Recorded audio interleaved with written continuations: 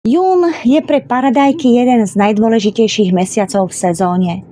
Rastliny intenzívne rastú, kvitnú a začínajú nasadzovať plody. Prvou dôležitou úlohou, ktorú ja robím, je pravidelné vyštipovanie na tyčkových paradajkách práve tých zálistkov.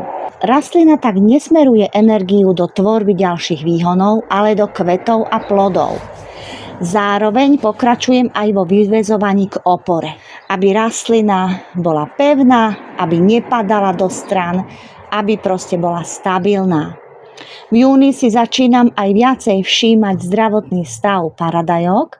Pravidelne kontrolujem listy z vrchu, ale aj spodnú stranu listov, kde sa môžu objaviť napríklad vožky, molice alebo roztoče. Veľkým rizikom sú aj hubové choroby, najmä keď sú paradajky vonku. Ako vidíte, ja som teraz v skleníku, takže tu také veľké riziko nie je. Ale vonku, keď je daždivé počasie a vyššia vlhkosť vzduchu, hrozí aj ochorenie hubových ochorení. A preto ja používam prevenciu, pretože prevencia je jednoduchšia ako liečba. Paradajky, keď polievam, vždy polievam ku koreňu, nikdy nie na listy.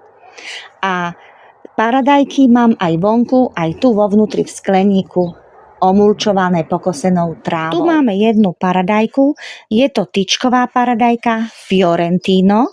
Vidíte, mám ju pripevnenú o tyčku, dosť je pevná, hrubá, ale pozrieme sa sem dole, vidíte, je tu mulč, takže to je dobré, ale tento list sa dotýka zeme, preto tento list dám preč.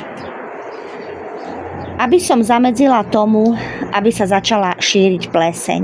Ako vidíte, má dosť veľké listy táto rastlina. Sledujem, odstránila som zálistky, tu už máme prvé kvety a tu máme ďalší zálistok, takže tiež ho vyštipujem, áno. Zatiaľ listy, ktoré sa nedotýkajú zeme, zatiaľ nechávam. Takže vidíte, tu máme ďalšie kvety a tu v tomto mieste zase pripevním o drevenú tyčku. Tak, výborne. Mne tu už končí a ja si pripravím špagát, ktorý tu priviažem a budem ho ťahať až hore. To vám ukážem na budúce.